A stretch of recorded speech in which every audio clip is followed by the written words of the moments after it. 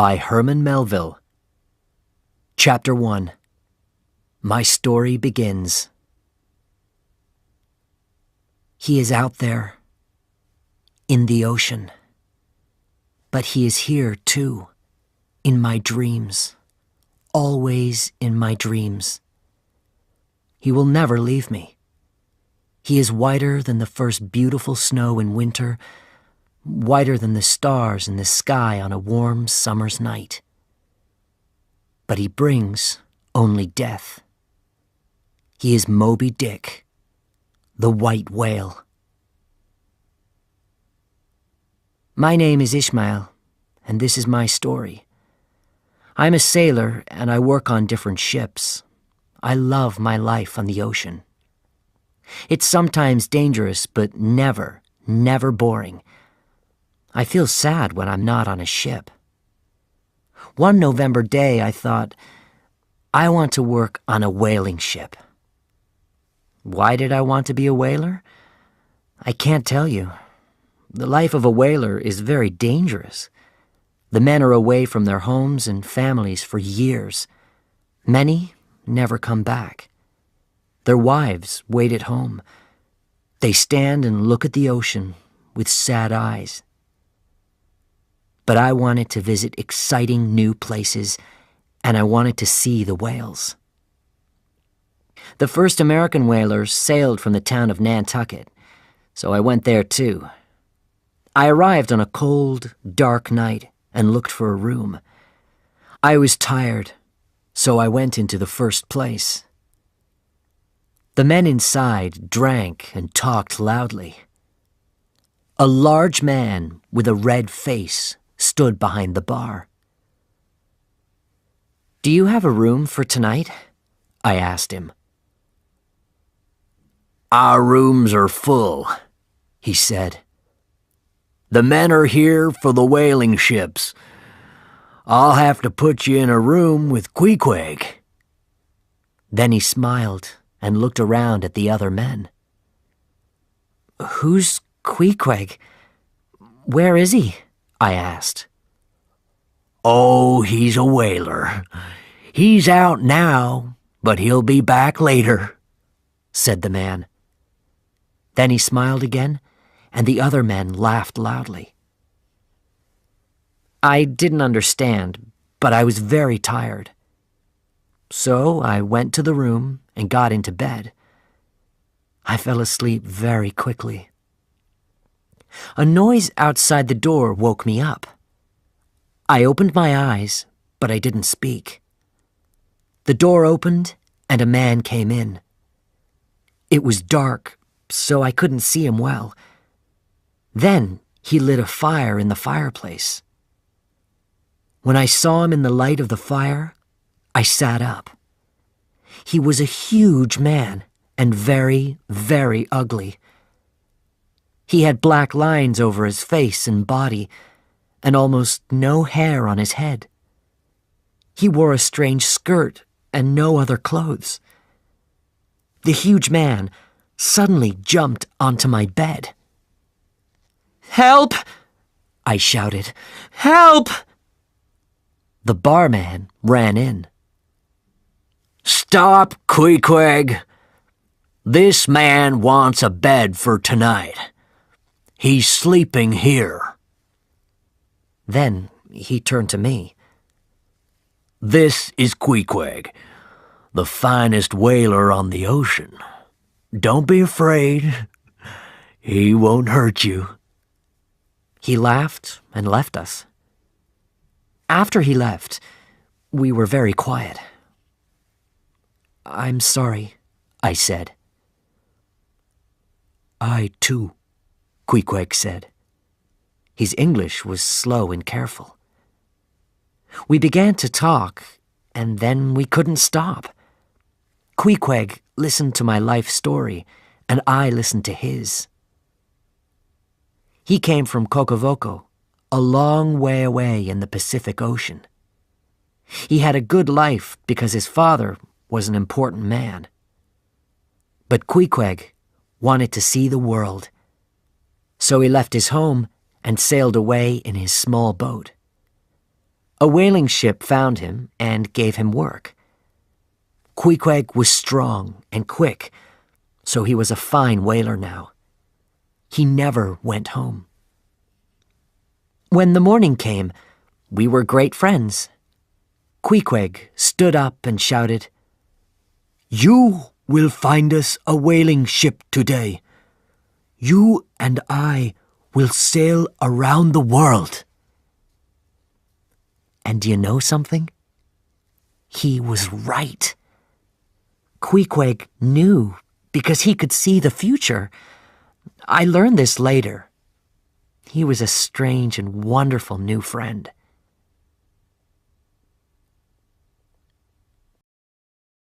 Chapter 2. We Find Our Ship. That morning, I looked around Nantucket for a good whaling ship. I stopped looking when I saw the Pequod. It was tall and strong. Its wood was dark from many years on the wild oceans. I went onto the ship. A man sat at a table with a big book in front of him. He wore a long black coat and a big black hat. He didn't smile. "This is a fine ship, and I want to go whaling with you. Where do I write my name, Captain?" I asked happily. "I'm not the captain. Captain Ahab is sick. He's down below. I'm Starbuck. Are you a whaler?" he asked. "No, but I'm a good sailor," I answered. "You can ask the captains of my other ships." "I'm not interested in your captains and your ships," he said. "Sailing is not whaling. Whaling is a hard life. You'll be away from home for many years. The work is difficult. You have to be strong and fast, and it's very dangerous. I want to learn, and I want to see the world," I said. "Oh, you'll see the world, and you'll see more, good and bad. Some very bad things." He looked at me for a minute. Then he spoke again. "I'll tell you about whaling. Captain Ahab has only one leg. And do you know why? Because a whale took his other leg. A huge whale took it off." I said nothing. What could I say? "So, you want to be a whaler on Captain Ahab's ship? Can you look into the eye of a whale? Can you stand in front of its huge mouth and throw your harpoon?" "I can, and I will," I shouted. "I'm not afraid. I'm a good sailor. You'll see.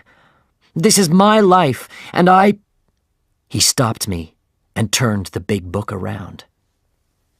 "Write your name here," he said. His eyes were tired. "Thank you. You won't be sorry," I said. "Don't forget my words," he answered. "I have a friend. He's a good whaler," I said. "We'll see. Bring him tomorrow," said Starbuck. Queequeg and I went to the Pequod the next day. The men on the ship laughed at this huge, ugly man. Queequeg didn't say anything. He looked down at the water from the ship. Then he turned and spoke to the men. "Do you see that bird?" he asked. The men looked, but they couldn't see anything. "There," said Queequeg. The men looked carefully this time and saw a small dead bird a long way away on the water. "That bird is a whale's eye," said Queequeg. He threw his harpoon and hit the bird. "Now that whale is dead," he said. The men were quiet. Queequeg was better than every other man on that ship. And so the Pequod had 2 new whalers. We went to our room and got our things. An old man stopped us on the street before we got back to the Pequod. "Are you sailing with Captain Ahab? Do you know him?" he asked. "Yes, we're sailing with him. He's sick now, but we'll meet him later," I answered. "Sick!" he shouted. Yes, he's a sick man. He's the devil. And who are you? I asked. I'm Elijah, he answered. Why do you say this about Captain Ahab? Men say that he's a good whaler. He knows the ocean. They're right, answered the man quietly.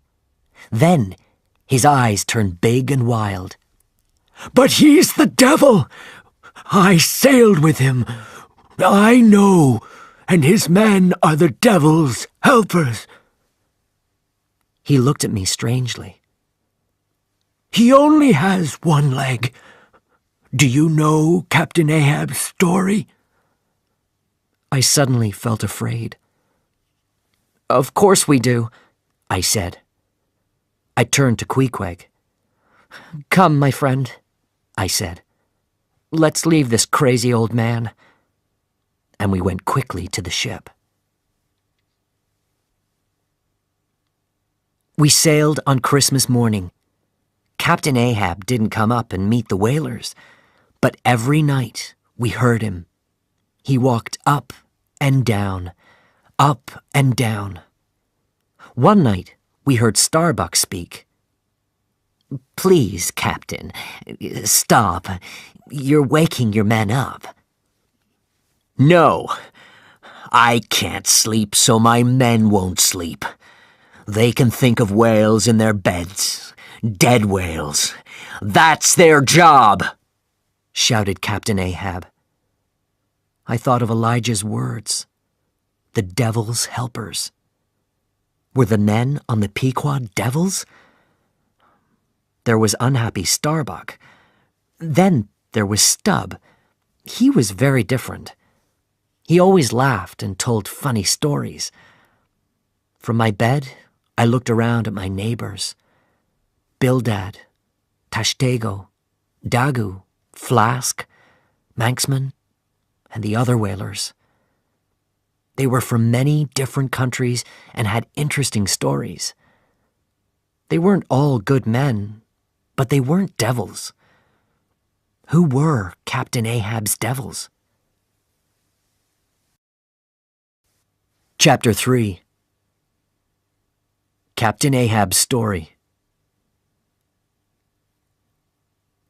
For 3 weeks, Captain Ahab stayed below. Then one day, suddenly, he was there in front of us. He was a thin man, but he was strong.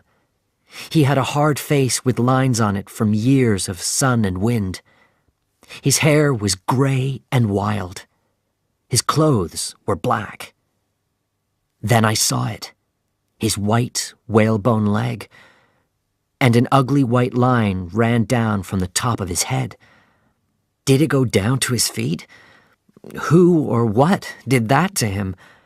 What fight did he lose so badly? He stood and looked at us with angry eyes. What do you do when you see a whale? He suddenly shouted. Shout, sir, answered the men. Good. Look at this. He showed us some gold. I want one whale, a white whale. One of you will see this whale first. That man will get this gold. We stood quietly. Whalers don't make much money. We thought about the gold. We could buy a lot of nice things with it. You'll know him when you see him, said Captain Ahab. He's the biggest whale in the oceans. I saw this whale, said Queequeg to me. He is a mountain. Very big. Very strong. I put my harpoon in him. He got away. I have to find this whale. I will find him, shouted Captain Ahab.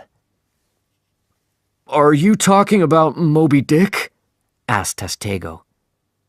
Yes, answered Captain Ahab. Moby-Dick took your leg? Said Starbuck quietly. Captain Ahab shouted angrily at Starbuck. Yes, he took my leg. He took half of me. Now I'm half a man, and Moby-Dick will pay for this. I'll follow him to South America, to Africa. I'll follow him to the end of this world. I'll see him dead. He turned to the other whalers. Are you with me, men? Yes, they shouted. They were excited. They saw the gold. They shouted and laughed. Only Starbuck stood quietly. His face was as dark as the sky before it rains. What's your problem? Captain Ahab asked him angrily. Then he smiled. It's too dangerous. Is that the problem? I'm not afraid of dangerous work, answered Starbuck. But I work for whale oil. I fight whales for their oil, for money. You hate this whale. How much oil will that bring you? How much money? When I kill Moby-Dick, I'll be rich in here, shouted Captain Ahab, and he hit his body with his hand. He turned and started to walk away. Are you going to follow this animal because it won a fight with you? It's wrong. It's crazy, shouted Starbuck. When he heard this, Captain Ahab turned on his whalebone leg. He was very angry now, and he shouted in Starbuck's face. This whale is evil. Do you understand? White is the color of ice, and ice takes strong ships down under the water. White is the color of a man's eyes when he can't see. White is the color of dead men. White is evil, and this whale is evil. He's laughing at me. I'll only be free when this evil is dead. Dead. The color left Starbuck's face. He was the loser of this fight, and Captain Ahab knew it. He turned to the men again. Drink! Death to Moby-Dick!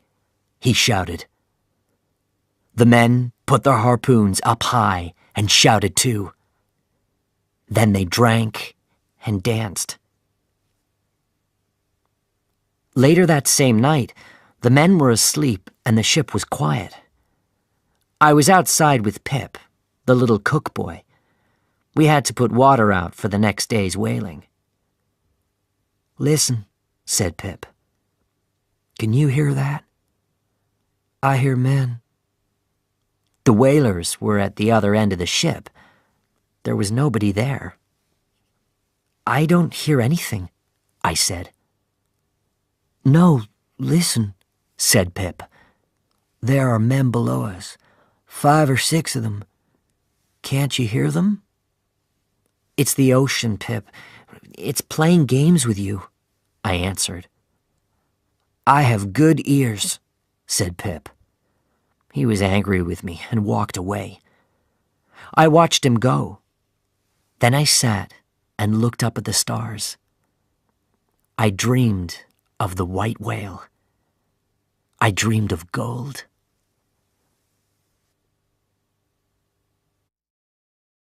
Chapter 4. Our first whale.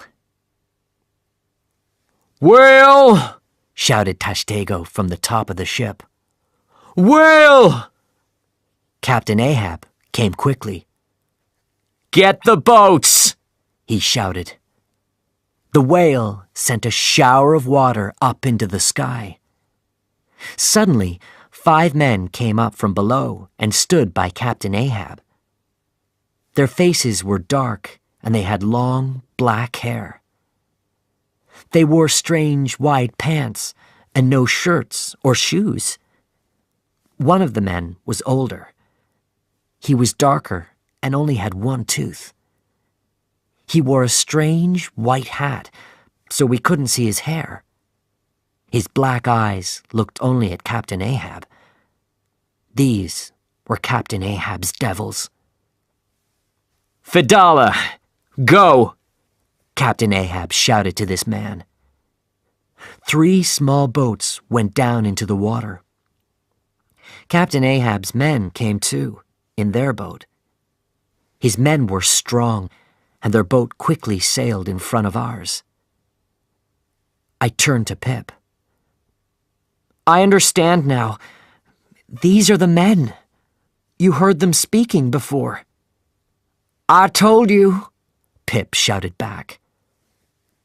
"Stop talking and row," shouted Stubb from the back. "Do you think this is a tea party?"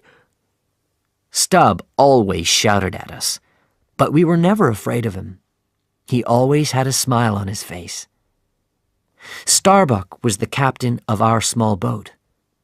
He didn't talk to us, but we heard him say quietly, "Who are those men? What's Captain Ahab doing?"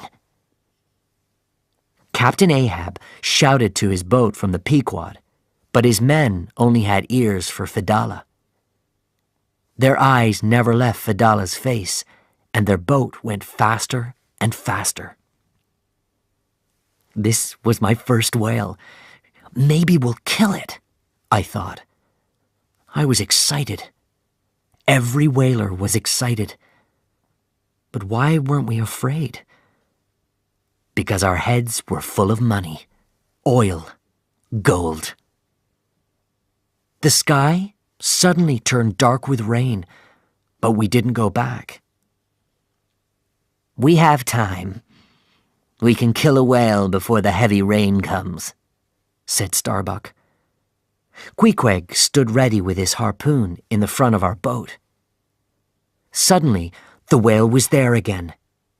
It came up out of the water, under our boat. Men and harpoons went everywhere. Then the heavy rain came. In minutes, our boat was full of water. Strong winds took our sails down.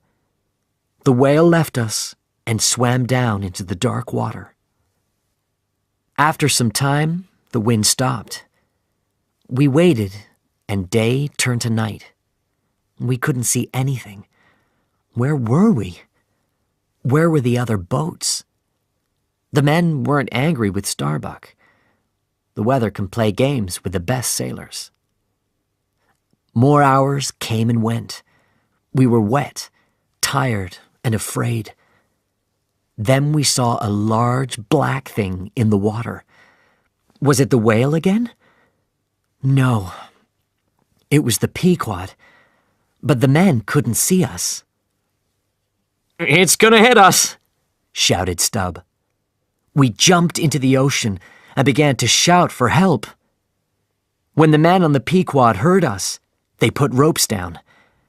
Then they helped us onto the ship. The other men were there, Captain Ahab's men too. They turned back when they didn't see the white whale. Chapter 5. The Albatross and the Samuel Enderby. We fought and killed many whales after that first night, but our work didn't finish when we killed them. We then had to climb down onto the dead whale and cut off the fat. We had to work quickly because sharks came for the whale meat. Sharks could eat a whale in one night, and some of these whales were almost as big as our ship. We cut off large squares of fat and pulled these squares onto the ship. This was a long, hard job. It was also dangerous because sharks swam around us. We then cooked the fat and made oil. When the oil was ready, we put it into barrels. Oil gave us light and made us warm. We could sell it to people around the world. Oil was our money. But did this make Captain Ahab happy? No. The money wasn't important to him. He only thought about Moby-Dick. He could only hate. He stood for hours on the ship, in the rain, in the snow, and looked at the ocean. When other ships went past, he didn't ask them, "How are you? Do you want help?" He only asked, "Did you see the white whale?" One day we met the albatross. It was on its trip home after 4 long years on the ocean. The ship and its whalers looked ready for home. The men were tired and thin, with large, hungry eyes. The wind was strong that day, so the albatross couldn't come near us. But the captain put his hand up and smiled. Captain Ahab shouted from the Pequod, "Did you see the white whale?" The captain shouted his answer, but the wind carried his words away. Captain Ahab put his hand behind his ear, but he couldn't hear the captain. "This wind!" he shouted. "Listen! Tell people at home, we're sailing around the world. We'll bring back the teeth of the devil whale." Starbuck stood and watched Captain Ahab. "Is he forgetting his wife and child at home?" he said to me. "Wife and child?" I asked. Did Captain Ahab really have a family? "Oh, yes. His family is waiting for him," said Starbuck. "And my family is waiting for me. Every day my wife, Mary, takes our son to the beach. They look at the ocean. They hope that they'll see our sails one day." I thought about the other men on our ship. How many of these men had families? What did they leave behind them when they went on the whaling ships? Who waited for them? Nobody's waiting for me, I thought. I want a wife and child. I'd like to go home to them. Day after day, nothing changed. Captain Ahab always asked other ships about the white whale. Some captains knew about Moby-Dick. Some laughed at Captain Ahab. "Moby-Dick is only a whaler's story, nothing more," they said. Then one day, we met the Samuel Enderby. The ocean was quiet, and the captain, Captain Boomer, came onto our ship. He was a friendly man and smiled at us. He only had one arm. "Did Moby-Dick take your arm?" Captain Ahab asked excitedly. "Yes, I lost my arm to the white whale," the captain answered. Captain Ahab's face lit up. He was happy. "Come with me. The white devil will pay for your arm and my leg," he shouted happily. "Oh, no, I can't do that," the captain answered. "One arm is better than no arms or legs. I want my life. I think I'll leave Moby-Dick in the ocean." "Leave him?" shouted Captain Ahab. He turned his back to Captain Boomer for a minute. Then he turned around and shouted at him. "Get off my ship! You're afraid. I'm not afraid. I'll find Moby-Dick. I'll look him in the eye. I'll kill him." The smile left Captain Boomer's face. "I hope, for you and for your men, that you never find Moby-Dick." And without another word, he left our ship. Chapter 6. Moby-Dick. Captain Ahab didn't sleep very often now. We saw the light from his room on many nights. He sat at his table, He looked at his maps and planned. Where was Moby-Dick? How could we find him? He only talked to Fedallah. We could hear the two men in Captain Ahab's room. Captain Ahab often shouted angrily, but Fedallah always spoke quietly. Fedallah was different from other men. He stayed away from the other whalers. He sat high up in the sails at night and watched for whales. He slept in the day. Why does he watch for whales at night? We asked. Does he have the eyes of a cat? Can he see in the dark? And why did Captain Ahab only listen to this man? Fedallah wasn't God. He can see the future, said some whalers. Could Fedallah really see the future? What did he see? What did he tell Captain Ahab? One night, Starbuck found Captain Ahab asleep at his table, with the light on and his maps around him. Crazy old man, he said quietly. You sleep tonight, but your dreams are full of your white whale. You hate Moby-Dick, and you're taking me and our men with you. To what? Our deaths? That same night, we heard Fedallah. The white whale! He shouted. I ran and woke the other men. We looked up and saw Fedallah at the top of the sails. He looked out at the ocean and showed us the whale. There! He shouted. Suddenly, a huge shower of water went up. Then a second shower. We could see something white on the water. It was a white whale. Was it Captain Ahab's white whale? Now we understood. Fedallah watched at night because you could see a white whale at night. Captain Ahab was there. His face was as happy as a child's face on Christmas morning. Put the sails up! Faster! He shouted. The white whale sent 3 more showers of water high up into the sky. The water looked beautiful in the light of the stars. Follow him! Shouted Captain Ahab. We started to go after the whale, but it quickly swam under the water. We lost it. Was that really Moby-Dick? I asked Queequeg. Will we see him again? Queequeg cleaned his harpoon and looked at the ocean. He will come again, he said.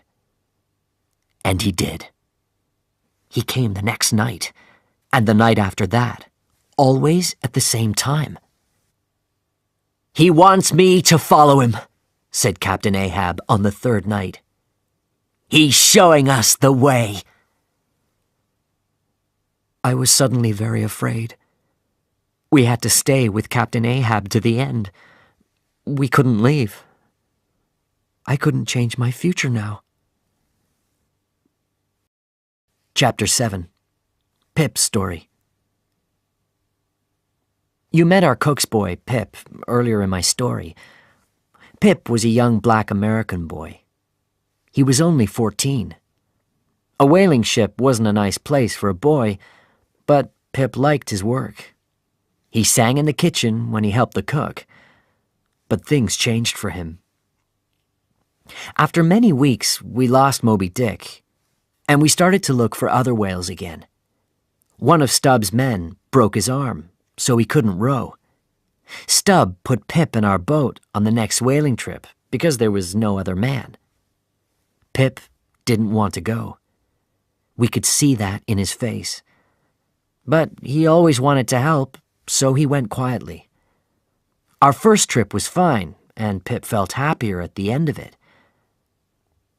On our second trip, Tashtego's harpoon hit a whale behind its eye. The angry whale turned around and hit the boat. Pip jumped up and then out of the boat. When he jumped, the harpoon rope caught him. The whale started to swim away fast. It pulled Pip behind it. We could see Pip's head go in and out of the water. "Stupid boy!" shouted Tashtego. He stood up with his knife. He could cut the rope and free the boy. He looked at Stubb. Stubb liked the boy, but he didn't want to lose the whale. "Cut the rope!" shouted Starbuck angrily. Tashtego cut the rope, and the whale swam away. They pulled Pip back into the boat. The men were very angry with him.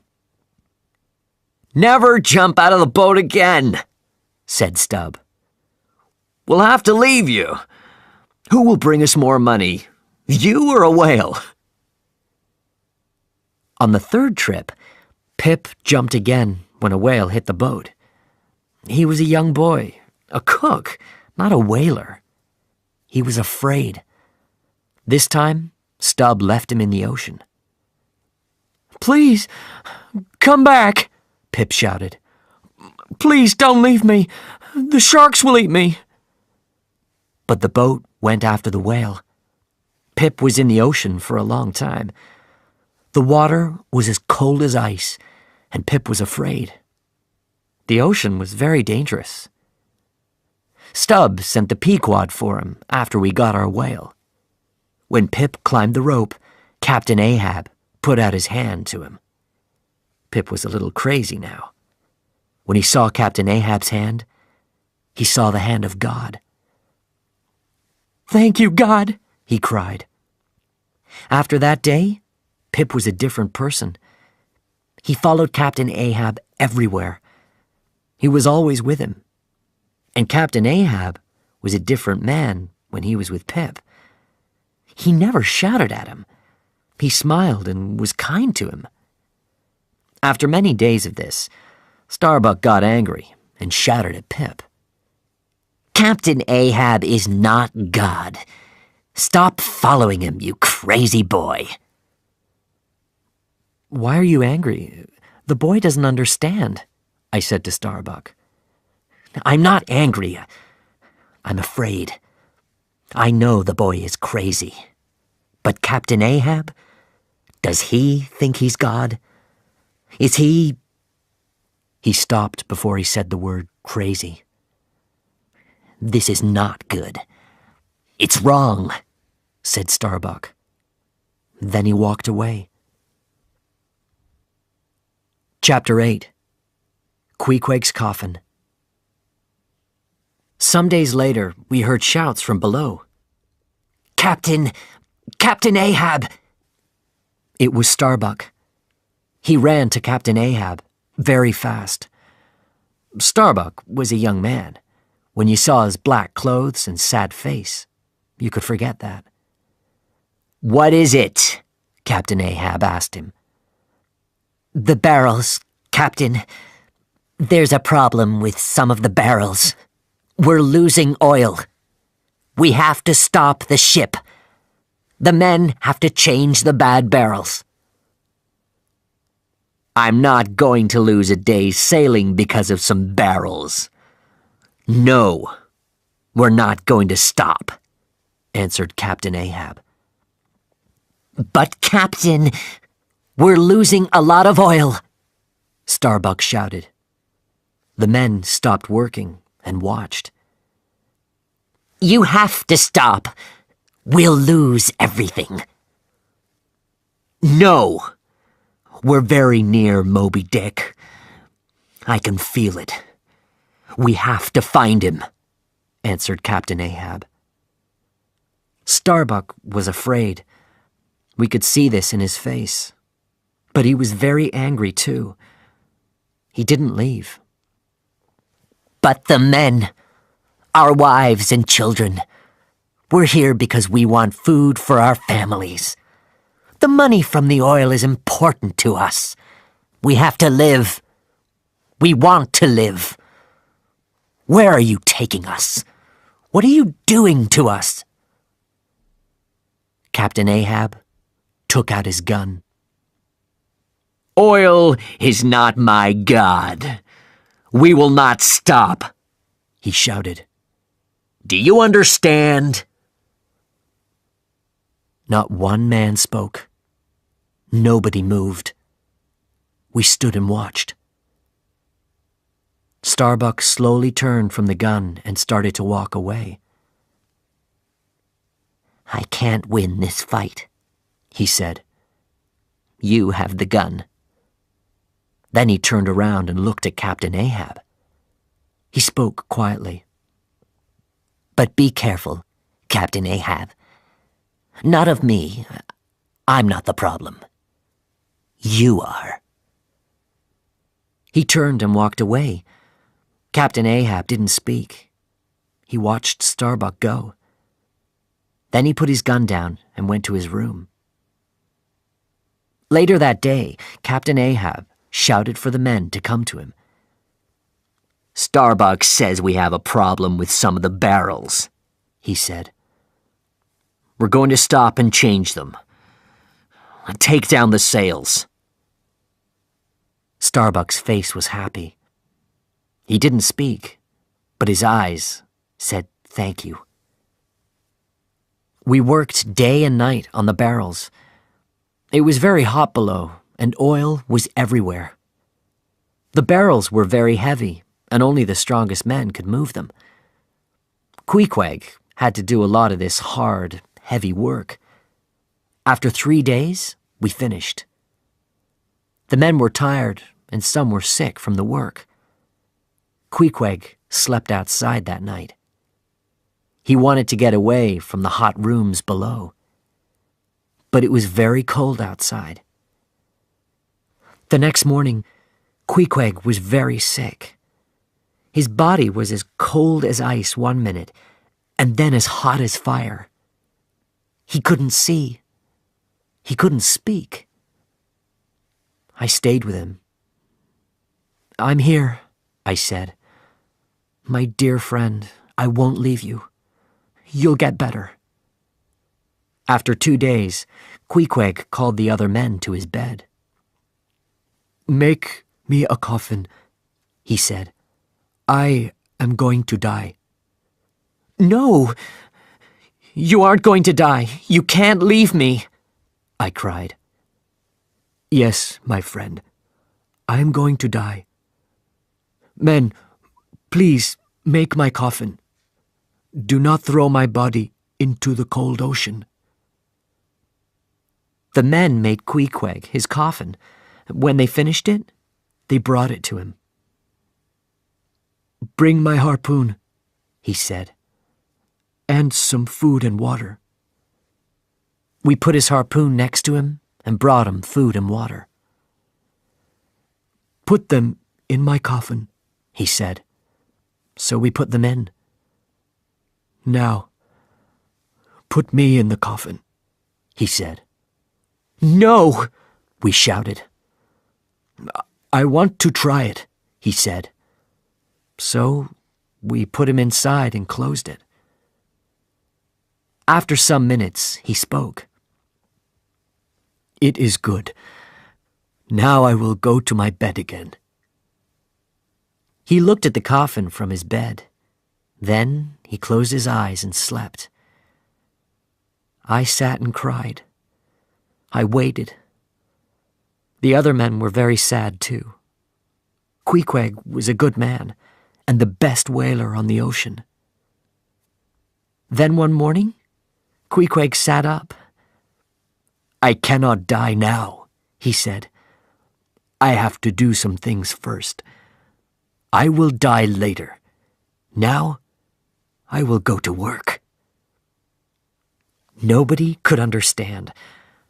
But we put his coffin away, down with the barrels of oil, and went back to our work. Chapter 9. Captain Ahab's Dream. We sailed into the Pacific Ocean, and the whaling was good. One day, we killed 4 whales. We couldn't cut the fat off 4 whales in one day, so we had to watch them that night. We put the small boats into the water near the dead whales. I was in Captain Ahab's boat. We put harpoons into the whales' bodies. Then we put lights on the end of the harpoons so we could see sharks in the water. Shark! Shark! Men shouted from the different boats. Sometimes only 3 or 4 came. Sometimes a lot of sharks came at the same time. They were fast and quiet. Suddenly, they were there, by our boats. Their ugly mouths opened, and they showed their teeth. We fought them, and they went away. But they always came back again. Sometimes they stayed away for hours. In those quiet times, Captain Ahab and his men slept. But Fedallah didn't sleep. He watched for sharks. Suddenly, Captain Ahab woke up and sat up in the boat. His eyes were big and wild. He was afraid. I had the dream again, he said to Fedallah. I died. I felt it. And I saw my coffin. You will not have a coffin, said Fedallah. I told you this. You know this. So, am I going to die on the ocean? Captain Ahab asked. Will I die on this trip? Will I die before I kill the white whale? Fedallah's black eyes looked at Captain Ahab. He spoke quietly to him. Only a rope can kill you. A rope? But how? What do you mean? Ah, then I'll die when I go home. They'll put a rope around me and kill me there. Am I right? Fedallah spoke again. A rope will kill you. But I will go first. I will show you the way. You will follow me to the next world. But when? When will this happen, Fedallah? And where?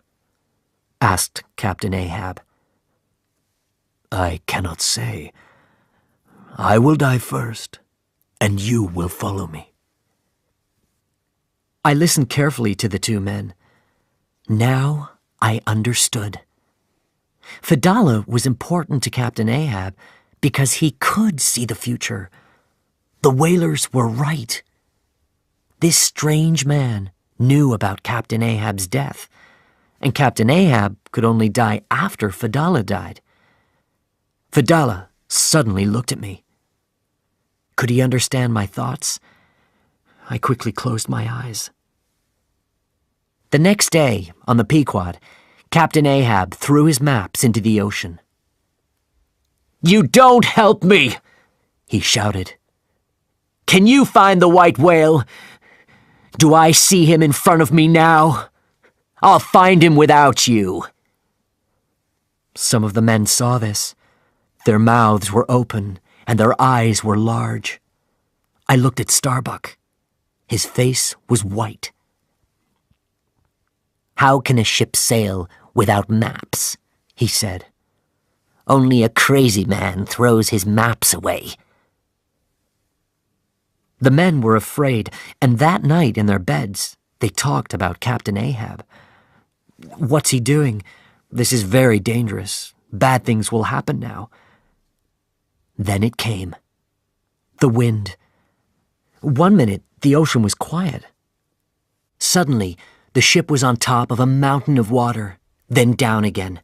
Up and down. Up and down. We couldn't stand. This wind took our sails down. Some of the sails hit our little whaling boats.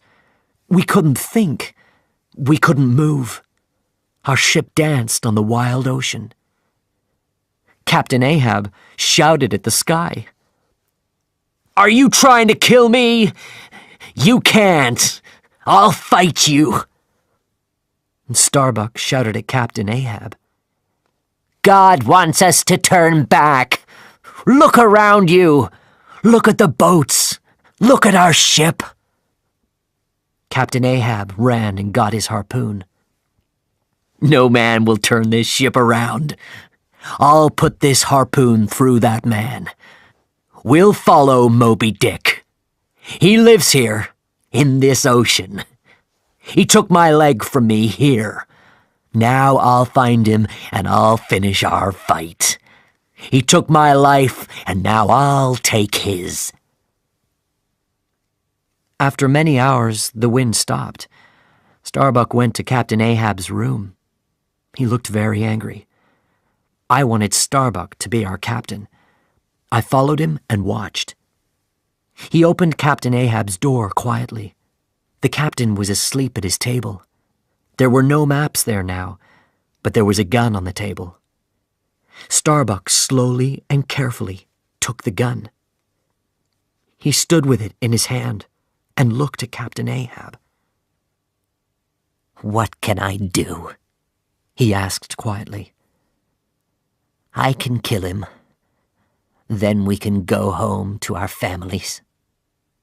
He stood for a minute before he spoke again. "Or I can leave him. Then he'll kill everyone on this ship.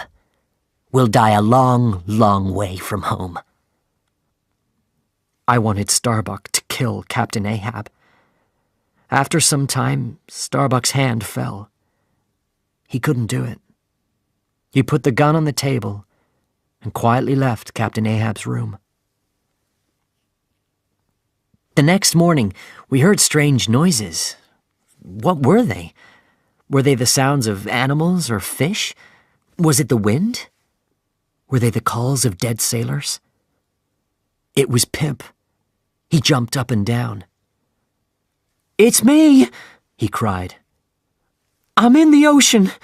You forgot me. Help me!" Captain Ahab went to the boy. "Don't be afraid," he said. "You're with me. Nothing will hurt you."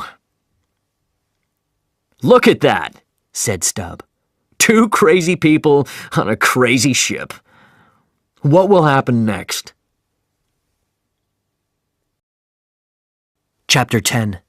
The Rachel. Later that day, our ship met the Rachel. The Rachel looked as bad as the Pequod after the strong winds. But Captain Ahab didn't talk to the Rachel's captain about the weather. He asked the same question. "Did you see the white whale?" When Captain Gardner answered, Captain Ahab jumped. "Yes," our visitor said. "I saw him yesterday." Captain Gardner came onto the Pequod with some of his men. Captain Ahab was full of questions. "You saw Moby-Dick yesterday? Where? Did you kill him? Where is he now?" Captain Gardner's face went white, and he began his story. "I had 3 boats on the water. Suddenly the white whale came out of the ocean. I sent one of the boats after it. The men harpooned the whale. It swam away and pulled the boat after it. It was too fast. We couldn't follow the boat and we lost it. We looked last night and this morning, but we couldn't find it." "Something on that boat is important to him," Queequeg said quietly to me. "Maybe it's his best boat," said Dagu. "Or his best harpooner," said Stubb. Captain Gardner's face was very sad. He asked Captain Ahab, "Will you help us look for the boat, Captain?" When Captain Ahab didn't answer, Captain Gardner spoke again. "I'll pay you for your time." There was no answer. "My son was on that boat," Captain Gardner said. "He's my only son. 12 years old. You and I can find him, Captain Ahab. I hope you'll help me." We stood and waited for Captain Ahab's answer. "We have to help him," said one whaler loudly. "We're all whalers and many of us have sons." "Can't we help him?" asked another man. "No, I can't do it," answered Captain Ahab. "We don't have time." He turned and spoke to Starbuck. Get these men off my ship now. We're going to sail in 5 minutes. Then he walked away. Captain Gardner looked at each whaler's face with his sad, red eyes. But we could do nothing. We had to go with our crazy captain. In the days after we met the Rachel, Captain Ahab started to get ready for the fight with Moby-Dick. He wanted to look after Pip, so he brought Pip to his room. He spoke to him. These next days are going to be very dangerous, he said. We're going to kill the white whale.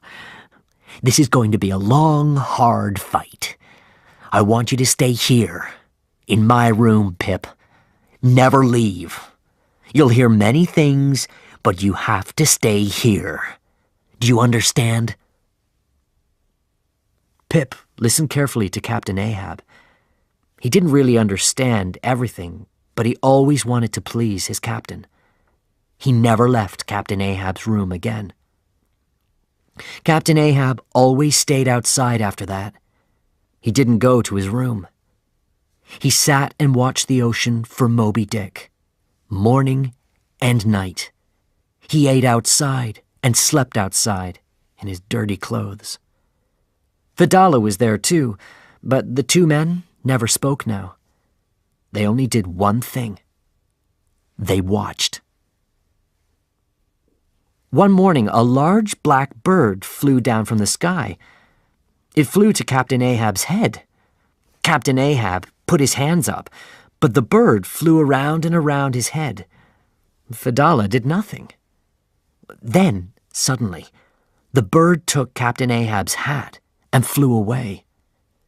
Some of the whalers laughed, but some of them were afraid and talked about it later. What does this mean? Will more bad things happen now? They asked. Chapter 11. The fight begins. Some days later, Captain Ahab and Starbuck stood and watched for whales. Captain Ahab spoke sadly to Starbuck. What kind of life do I have? He said. 40 years of hard work, little sleep, little money. I married my dear wife, and the next day I left on a whaling ship for 3 years. I feel old, Starbuck. Old and tired. I think of my family. My young son is sleeping now. My son is sleeping too, answered Starbuck. Why don't we go home and see our boys, Captain? Then, suddenly, Captain Ahab's face changed. Wait. Moby-Dick is near. Very, very near. I can feel him. The hope left Starbuck's face, and it turned sad again. He walked slowly away from Captain Ahab and went back to work. Captain Ahab was right. Moby-Dick was very near. White whale! White whale! The captain shouted the next morning. And there he was, the largest and most dangerous animal in the ocean. But at this minute, he was beautiful. When he came up out of the water, his great white body shone in the morning sun. Birds followed him and flew above him. Captain Ahab's face shone too. He was a child again, happy and excited. Get the boats, men! Move! He shouted.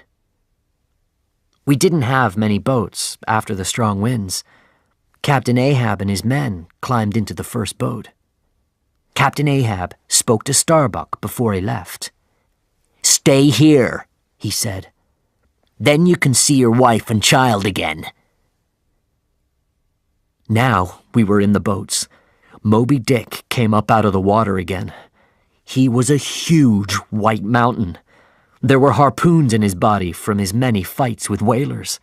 When he hit the ocean again, water showered down on us. Then he swam down into the dark water and the ocean was quiet. Where was he?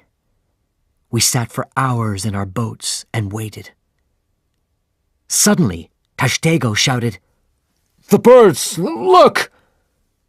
The birds were above us, so Moby-Dick was near. We looked into the water. Something was down there. It came nearer. It got bigger and bigger.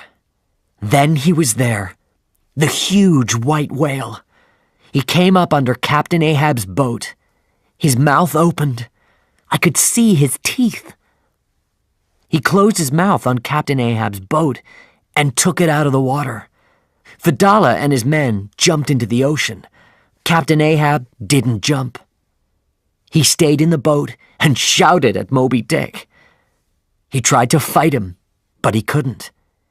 His harpoon was in the ocean now, and he couldn't move easily with his whalebone leg. Then the boat broke and fell into the ocean. But Moby-Dick didn't swim away. He started to swim around Captain Ahab and his boat. He began slowly. Then he swam faster and faster. We couldn't get near him in the other boats. We couldn't help Captain Ahab. "That whale is playing with him," said Stubb. The birds flew around and around in the sky above Moby-Dick. "Get the whale! Bring the Pequod!" shouted Captain Ahab. The noise from the ocean and the birds was very loud. Could anybody on the Pequod hear him? But the Pequod's sails went up. It turned and started to sail to the white whale. We watched from our boats. "It's going to hit Moby-Dick!" we shouted. But suddenly, Moby-Dick went down into the water again. The water stopped moving. The ocean was quiet. Moby-Dick didn't come back. The whalers on the Pequod pulled Captain Ahab and his men out of the water. Captain Ahab's men were really afraid now. They shouted and cried. But Fedallah didn't speak.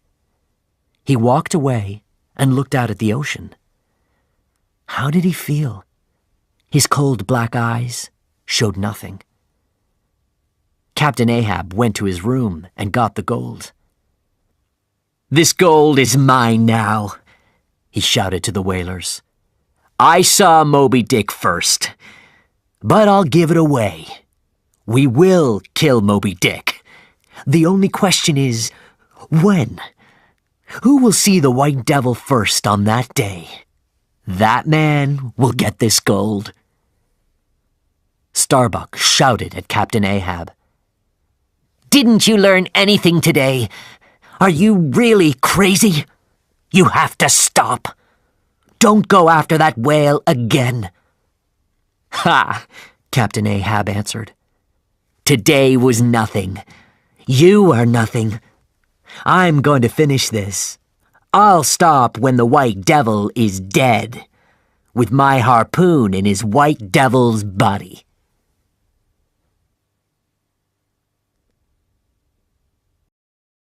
Chapter 12. The Second Day. "White whale! White whale!" Moby-Dick came again. He was hundreds of meters away, but we could see the shower of water from his back, high in the sky. He came out of the ocean. Then his huge body fell again and hit the water. 3 boats went after him. Captain Ahab and his men took Dagu's boat. In an hour, the boats were all in different places around Moby-Dick. Our harpoons rained down on him. Some fell into the ocean. Some hit him and stayed in his body. The harpoon ropes pulled our boats nearer to him.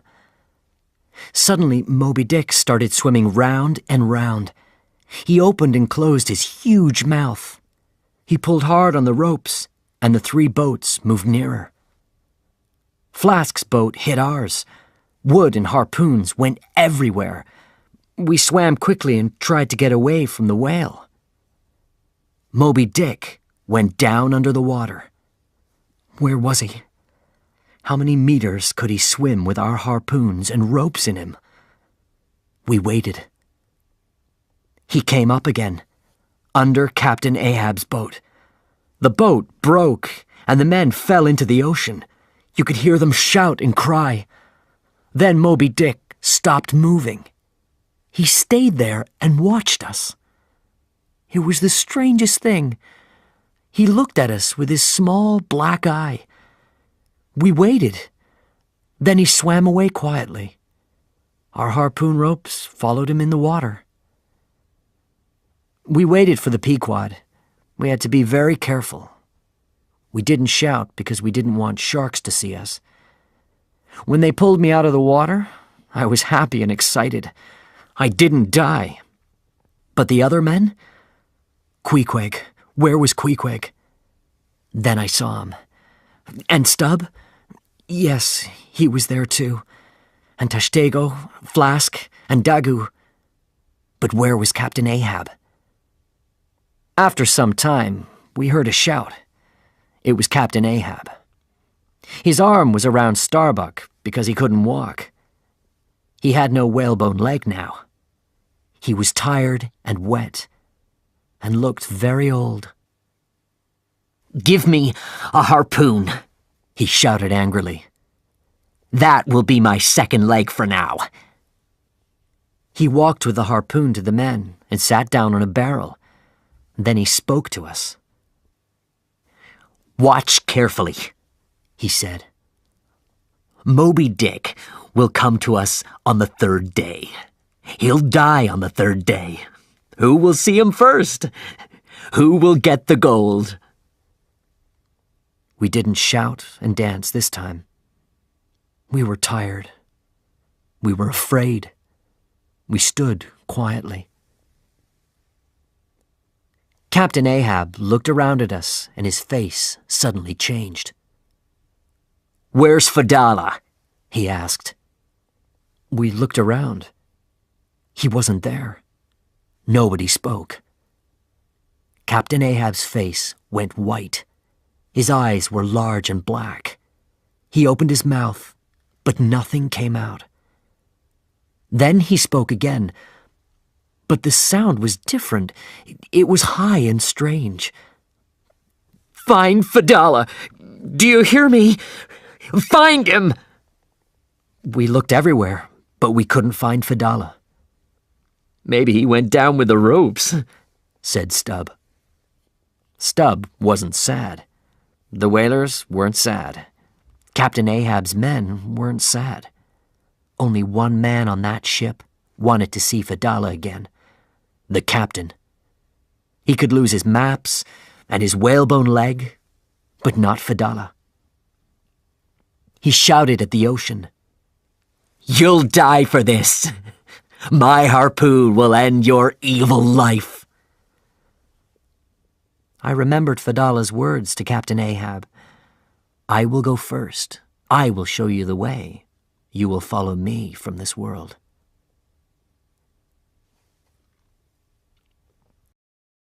Chapter 13.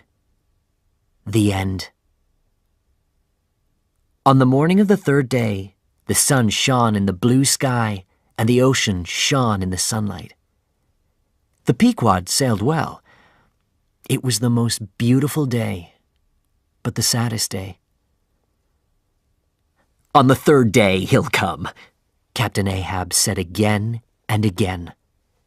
He sat high up in the sails and watched. He looked better now. He looked strong again. After 40 years on the ocean, Captain Ahab understood whales well. "Why don't we see him? We're going too fast," he said. "Moby-Dick has our harpoons and ropes in him. He can't swim fast. Turn around. We'll go back for him." Look at Captain Ahab. He's running to his death, said Starbuck sadly. "There he is!" shouted Captain Ahab after 2 hours. And there was Moby-Dick. Starbuck spoke quietly. How are you, Mary? How's our boy? Why did he speak to his wife? Did he know something? Was this the end? Captain Ahab thought only of Moby-Dick. He shouted happily at the whale. You and I had to meet. We had to fight. Now is our time. Captain Ahab climbed down from the sails. He couldn't walk without his whalebone leg, so Starbuck helped him. Will you watch our ship when I fight Moby-Dick? Captain Ahab asked Starbuck. Captain, don't go, said Starbuck. Take my hand, said Captain Ahab. Can we be friends now, at the end? Oh, Captain, Starbuck cried. We only had one whaling boat now, so many men had to stay on the ship. Queequeg stayed, but I had to go on the boat with Captain Ahab and the other men. "Be careful, my friend," Queequeg said to me. When our boat went down to the water, we saw young Pip's face in the window of Captain Ahab's room. His eyes were large and sad. He shouted to Captain Ahab, "Please don't go! Please don't leave me!" We sat in our boat all day. The men didn't speak. Captain Ahab didn't speak. We watched and waited. Then the water began to move. It's time, said Captain Ahab. Get ready for the greatest fight of your lives. Moby-Dick came to the top of the water. Then he slowly swam to our boat. He swam near us for some minutes, and then suddenly he turned his body around and hit the boat hard. It broke and water started to come in. We got down on the floor of the boat and tried to stop the water. Then Captain Ahab suddenly cried, "Roar!" In front of us was Fedallah. We could see our ropes around Moby-Dick's body, and Fedallah's dead body was in the ropes. One of Fedallah's arms was free. It went up and down when the whale swam past us. His eyes were open, and water came out of his mouth. We stood up. We wanted to run away, but we were in the boat. Sit down, Captain Ahab shouted at us. Don't leave this boat, or I'll throw a harpoon at you. Row. Captain Ahab tried to stand up in the boat, but he couldn't with only one leg. Give me a harpoon, he said angrily. Moby-Dick slowed down again and waited. Did this animal think? Did it plan? Captain Ahab spoke again. Row near him. Don't speak. Don't make a sound. When we went near, the whale sent up showers of water. The water rained down on us. We couldn't see, but we were very near. I put out my hand and felt his cold body. Captain Ahab threw his harpoon. The whale moved when it hit his body. It hurt him. He was angry. He turned and hit the boat again. I fell into the water. Our sails were up, and the wind carried the boat away. I shouted, but the boat couldn't stop. They had to leave me there in the water. The boat sailed fast. The water came in, and the men tried to stop it. Captain Ahab's eyes were on the ocean. He didn't see Moby-Dick come again. Flask suddenly shouted, "The ship! Moby-Dick's going to hit the Pequod!" Row! Help the ship! shouted Captain Ahab. The men rowed as quickly as they could. I saw Queequeg on the Pequod. He was at the top of the sails. I saw the other men, too. When they saw Moby-Dick, they ran away. Some of them jumped from the ship, but Queequeg didn't move. He stayed there and watched the whale. Moby-Dick hit the Pequod. The noise was very loud. Then everything went quiet. Water ran through the ship. I could hear Starbuck. He shouted at Captain Ahab. You did this to us, Captain Ahab. God help us. Then I saw Dagu and Stubb. Stubb took off his coat and shoes so he could swim. Moby-Dick didn't swim away. He waited. Then he swam between the Pequod and the whaling boat. The men in the boat looked at Captain Ahab. He looked old and tired, but his head was high. He spoke to the men. The Pequod's going down, he said. It's the best ship in this ocean, and I'm not with my ship. That's very sad.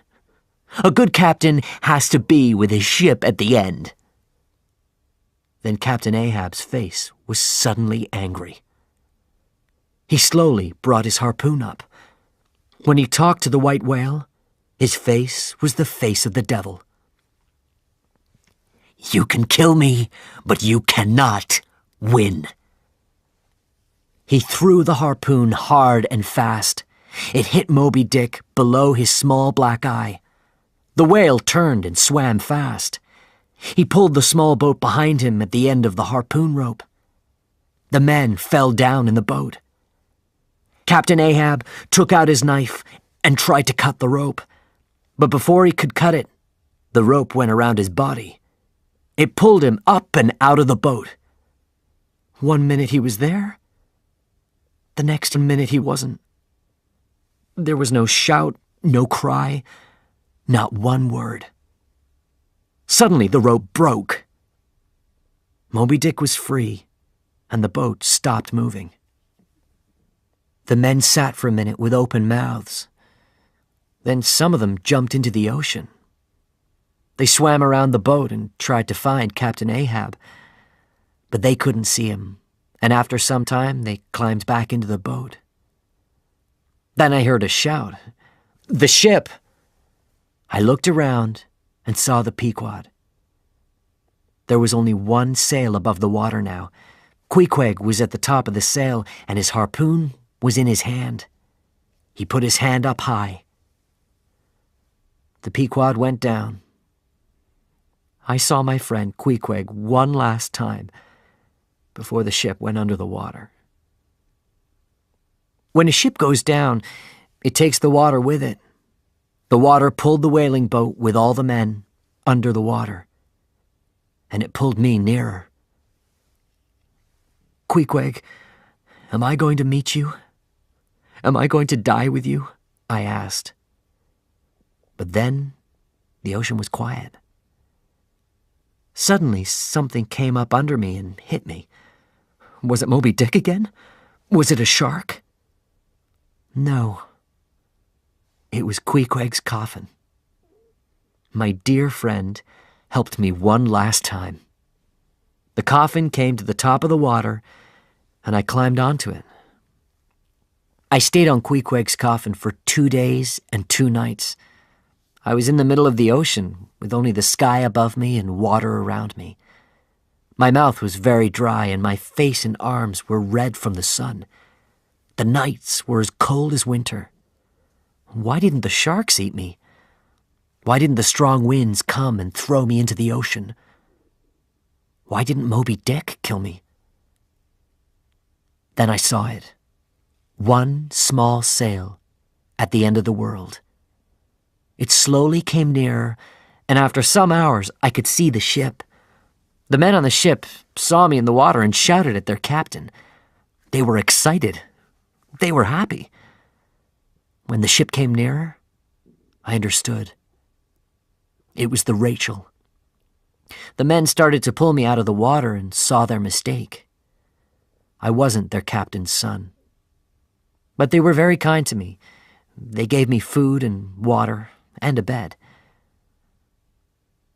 I often think about my time on the Pequod. We fought with Moby-Dick, and Captain Ahab's men died. They died because one man hated a whale. At the same time, the men on the Rachel looked for a boy. They looked for a boy because one man loved his son. And after their hard work and their hopes, they found only me. So, I lived. I can tell you my story. And Moby-Dick lives. He is out there now.